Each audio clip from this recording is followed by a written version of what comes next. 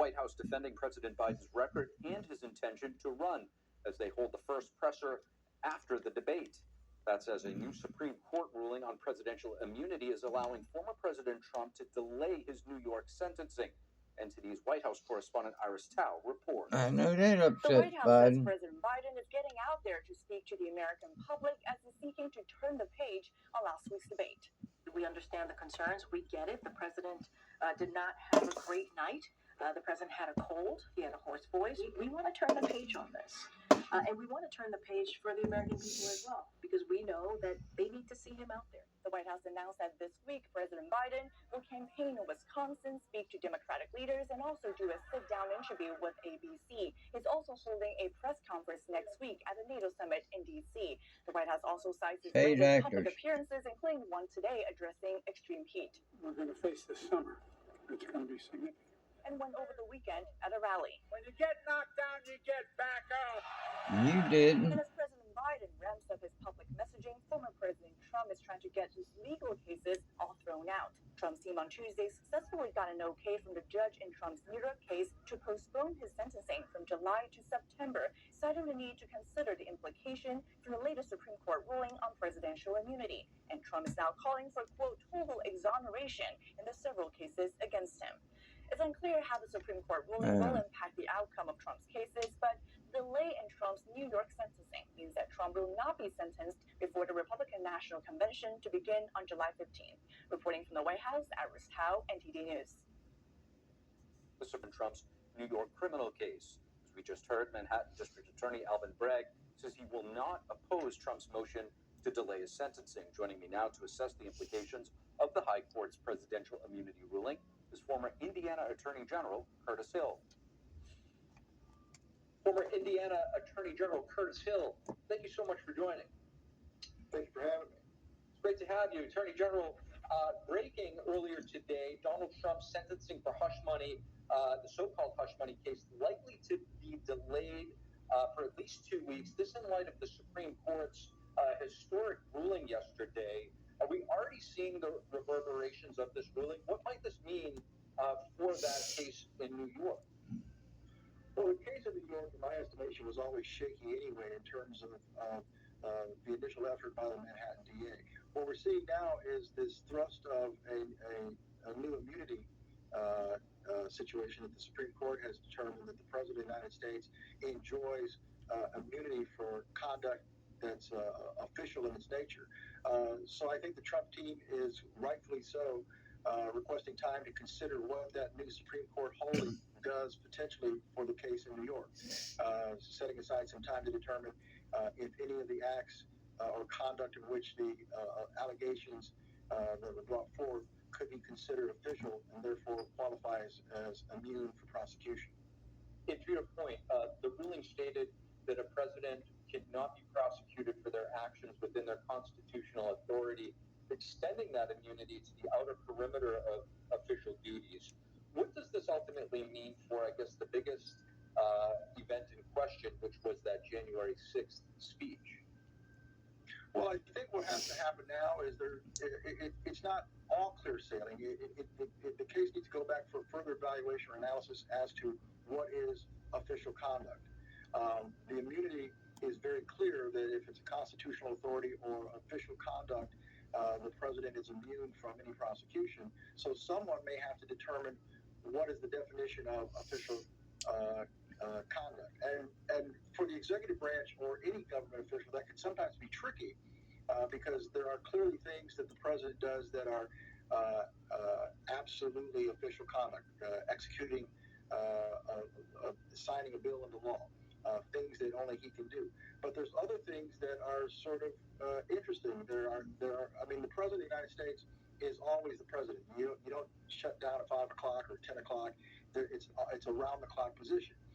Even when you're engaged in political activity, that can be considered official capacity.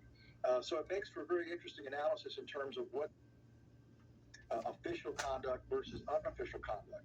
It certainly doesn't clear anyone from obvious crimes that could occur, but for crimes that need to be evaluated, or in the case that we're facing now in New York and some of the other prosecutions made up, when they're simply allegations that are being made up for political purposes, it does put some extra oomph into the analysis to make a determination of whether or not it's official conduct. It's really an excellent analysis on the matter. And, you know, the Supreme Court, although this particular ruling is taking the limelight right now, they were extremely busy over the past week or so. On Friday, they overruled the Chevron doctrine, which required courts to defer to federal agencies' interpretations of ambiguous statutes. How has Chevron enabled federal agencies to overreach Congress's intent?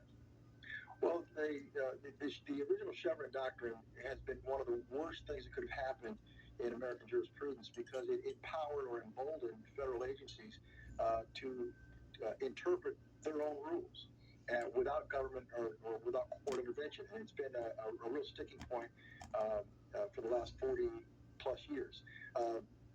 Alleviating the Chevron rule from the system is one of the best things that could happen in terms of being able to control that beast that we call a bureaucracy.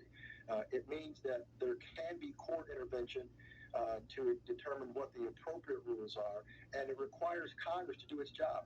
We don't want Congress to be overladen with minutia, which is part of what the original Chevron decision was all about, making sure that Congress didn't have to be involved in every little nook and cranny of legislative process. But it has gone so far that the unelected bureaucrats have been controlling the shots for a number of years, and so now we get some parity back into the system to make sure that we don't have bureaucracies running amok. It's also has impacted the states. Even though the Chevron decision was a federal case, the implication was that state agencies were able to provide their own direction short of court intervention. So it's a very solid ruling for those of us who believe in freedom. Former Indiana AG Curtis Hill, really appreciate your analysis. Thank you very much. As world leaders are set to arrive for NATO's annual summit in the nation's capital, the alliance is expected to announce new action to support Ukraine, the appointment of a new Secretary General, and more. Our Washington correspondent Luis Martinez has the story. The mayor of D.C. and the FBI warned Washingtonians of heightened levels of security next week. The leaders of 32 NATO member states and 5 other nations will participate in the military alliance's annual summit, which will span from July 9th through the 11th. And the summit has been designated a national special security event. Let me put it simply. Next week is not going to be a regular week in D.C. We anticipate the summit will increase traffic throughout the city. It should be lost on no one that D.C. on a normal day is a target-rich environment for potential threat actors. As such, we would like to remind the public to remain vigilant and report any suspicious activity to law enforcement. This year's summit marks the 75th anniversary of the military alliance, and one of its most important accomplishments in recent years is its increased investment in member capabilities. At the summit in Washington, more support to Ukraine will be our most urgent task. I strongly welcome that this year a record of 23 allies, including France, will invest at least 2% of GDP on defense. Since former President Donald Trump pressured the NATO member states back in 2017 to fulfill the 2% GDP defense spending pledge, compliance has increased fourfold. And former President Trump reminded the American audience of this in last week's presidential debate. And the only reason that he can play games with NATO is because I got them to put up hundreds of billions of dollars. I said, and he's right about this, I said, no, I'm not going to support NATO if you don't pay. Mark Rutte, former Dutch Prime Minister, will replace Jens Stoltenberg as NATO's new Secretary General. And NATO is set to announce a new plan to coordinate assistance to Ukraine. Some 700 allied troops, including U.S. service members, will be stationed in a military base in Germany to manage logistics. The U.S. is also expected to announce new air defense assistance to Ukraine. Reporting from Washington, D.C., Luis Eduardo Martinez, NTD News. And a close primary race in Virginia's 5th district officially ending in defeat for incumbent Congressman and Freedom Caucus Chair Bob Good. He lost by a razor-thin margin of 0.6%, just under 400 votes, but says he does plan to call for a recount. Virginia's election board today certifying the win of Virginia State Senator and former Navy SEAL John McGuire. The race was seen as a test of the power of former President Trump's endorsement. Trump threw his support behind McGuire after Bob Good initially supported Florida Governor Ron DeSantis in the presidential race. Former House Speaker Kevin McCarthy also targeting Good for voting to oust him from his post as House Speaker last year. Good's loss will mean the Congressional House Freedom Caucus will have to choose a new chair after the November election. And coming up, the U.S. is cracking down on companies for training China's military. Authorities say these companies were using NATO sources to train Chinese military personnel.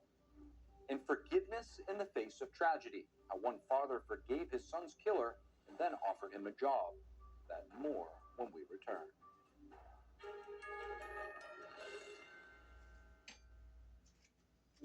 Hi, I'm Susan Lucci.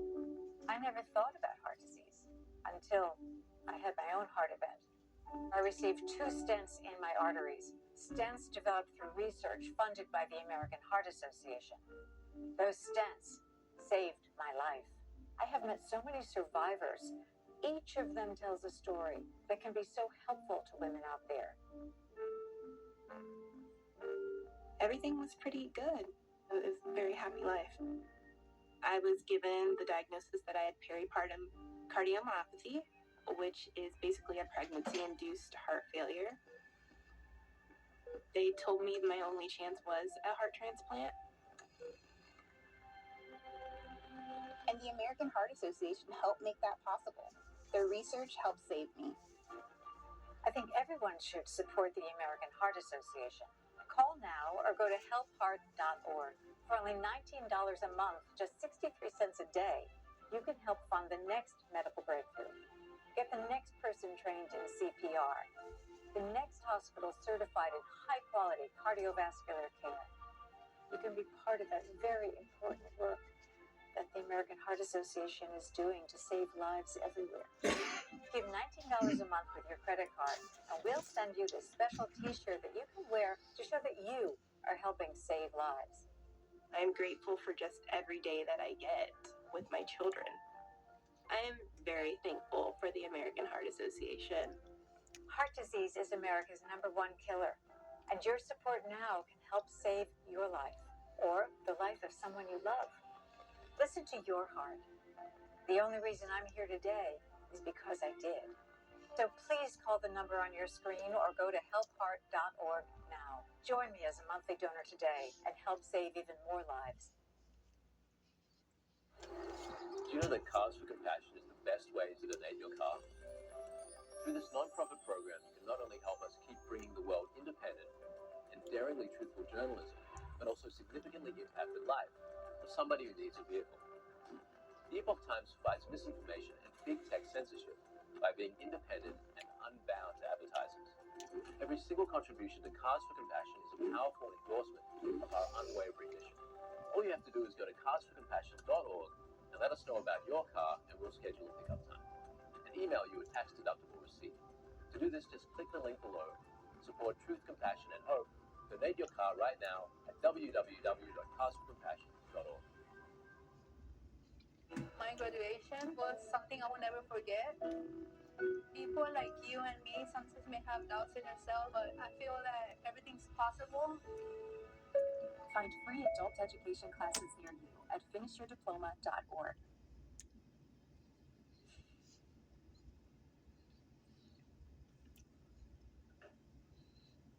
And welcome back to the Capitol Report. I'm Steve Lance. The U.S. cracking down on companies that train China's military forces. 2 of the firms are in China, 2 in the UAE, 1 in South Africa, and another in the United Kingdom. NTD's Washington correspondent Jack Bradley has more from the U.S. State Department. Authorities say that these companies have been tied to training the Chinese military using Western and NATO sources.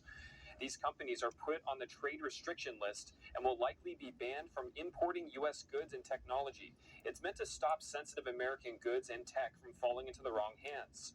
Authorities say one of the companies in the UAE was shipping U.S. goods straight to Russia. All of this comes amid another region, which is China's unrestricted warfare on the U.S., specifically fentanyl. Much of the fentanyl that's coming into this country is the product of perfectly legal chemicals or precursors being manufactured halfway around the world in China, being sent close to our borders in Mexico, and then being diverted and synthesized into an opioid that comes in and kills Americans. But the bipartisan House Select Committee on the CCP found that the Chinese regime is subsidizing these fentanyl precursors through tax incentives. The CCP is subsidizing the manufacturing and export of fentanyl precursors through tax incentives.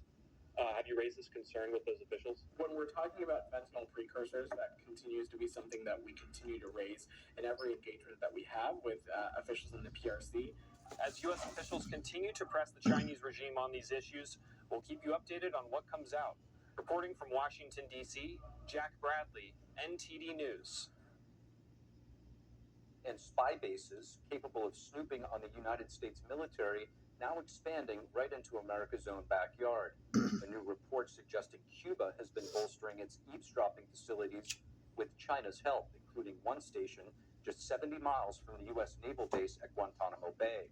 According to the Center for Strategic and International Studies, Cuba has upgraded and expanded 4 spy bases in recent years. Some of them were previously identified as listening posts, a Biden administration official saying Beijing has been spying on the U.S. from Cuba since 2019. The Wall Street Journal previously reported that the two countries were operating spy bases simultaneously. Cuba is a prime location for eavesdropping. It's less than 100 miles from Florida and close to 7 U.S. military installations. It includes space launch centers, the U.S. Southern Command headquarters, and naval and Air Force bases. And the Department of Homeland Security deporting a group of illegal Chinese immigrants over the weekend. They were reportedly sent back home in the first large charter flight since 2018. In a statement, DHS Secretary Alejandro Mayorkas says the U.S. will continue to enforce its immigration laws. Obtaining a U.S. visa has become increasingly difficult inside of China. In the aftermath of the regime's COVID-19 lockdown has prompted a large number of Chinese nationals to flee. Many of them choose to enter the U.S. through the southern and northern borders. U.S. Customs and Border Protection reports that it has encountered nearly 56,000 Chinese illegal migrants at the border in the current fiscal year. Azim Khamisa lost his only son Tariq when he was shot by a 14-year-old boy. But the story doesn't stop there. He went on to forgive his only son's killer and even lobbied the parole board for his early release. Azim Khamisa is the founder of the Tariq Khamisa Foundation, and he joins us now. Azim Khamisa, thank you so much for joining us. You're welcome. Thank you for having me. Appreciate you joining to share your story. You've suffered the terrible, unthinkable tragedy of losing your son, your only son, Tariq, back in 1995 when a 14-year-old shot him in a gang initiation. You were able to forgive your son's killer and even visit him in jail. Tell us about your journey from grief to forgiveness, and more importantly, the power of forgiveness. He was a student at San Diego State University, a gifted student, and aspired someday to work for National Geographic and worked as a pizza delivery man on weekends to make some extra money while he was in college. He was lured to a bogus address by a youth gang, and a 14-year-old, as he pointed out, shot and killed him in a gang initiation. Needless to say, it brought my life to a crashing halt. I don't know what is more complicated for a parent than to lose a child. It's something that never goes away. 29 years ago is a long time, but it's never a time I don't think about Tariq. And not think about him many times during the day.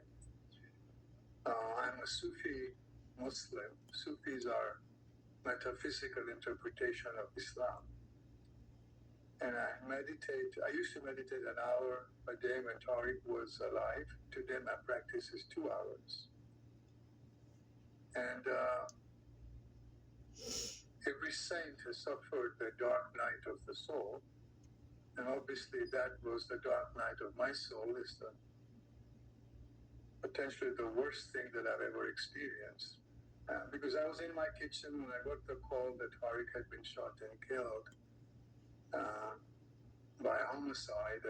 My knee-jerk reaction was, no, that can't be true. So I quickly hung up on homicide and called his home. He just got engaged to Jennifer. They'd been dating for 2.5 years. They were at college together. Fully expecting him to pick up the phone. And she was sobbing, and that's when it hit. And I still remember I was in my kitchen. I lost strength in both of my legs as I collapsed to the floor. And I believe in God, and I believe I left my body and went into a loving embrace of God.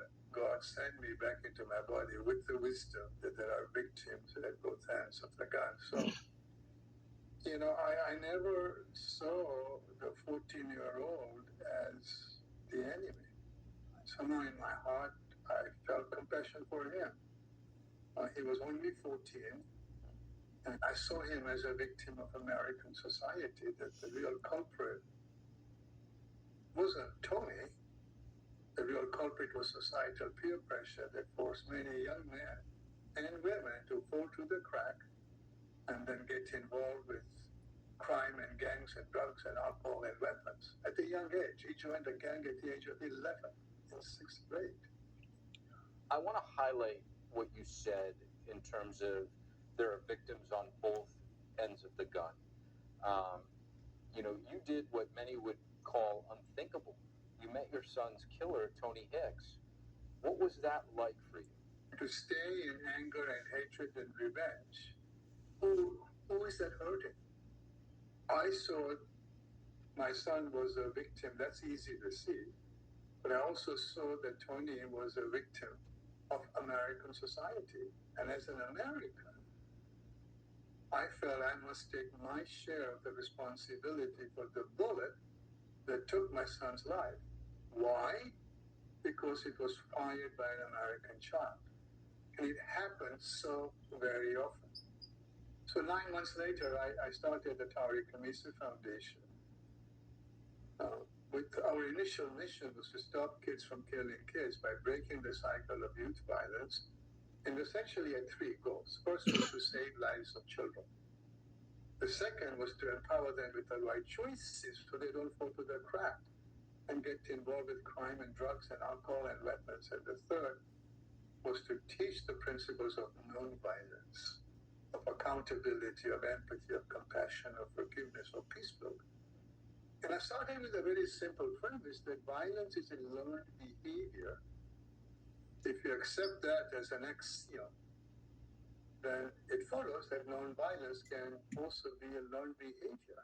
But in our culture, where do our young children learn nonviolence? You not only met your son's killer, but he was released in 2019, and you actually recruited him to join you in your work and join the board of the Tariq Khamisi Foundation, which you started in your son's remembrance. He also wrote the foreword for your book. Talk about this amazing journey of how you and Hicks and your families have worked together to, really make a difference. Yes, initially I reached out to Tony's grandfather with the attitude that I'm not here and taking revenge and retribution because your grandson took the life of my son. Rather, I'm here in the spirit of compassion because what I see, we both lost a son. Tony lived with his grandfather and calls him daddy. And I started this foundation with a very lofty mission of stopping kids from killing kids. The real reason I reached out to you is to ask for your help because I can't do this by myself. And it behooves us to work together. Because I can't bring Tariq back. And Tony was the youngest person in the state of California to be tried as an adult. And you can't do anything to get Tony out of the criminal justice system. But the one thing you and I can do is to make sure other young people don't end up dead, like Tariq, or end up in prison for a long time. I understood that for me to get closure and to complete my journey of forgiveness, I eventually had to meet Tony. So anyway, I actually was ready earlier, but he wasn't ready. But 5 years later, we met at the new Folsom prison And the seminal moment in that meeting, and I had some tough questions for him because he was the last person to see my son. But the seminal moment was when we locked eyes, and I'm looking in his eyes, he's looking in my eyes. And he held that glance for what seemed like a long time. And I was looking in his eyes trying to find a murderer, and I didn't. He was polite, he was remorseful, he was articulate,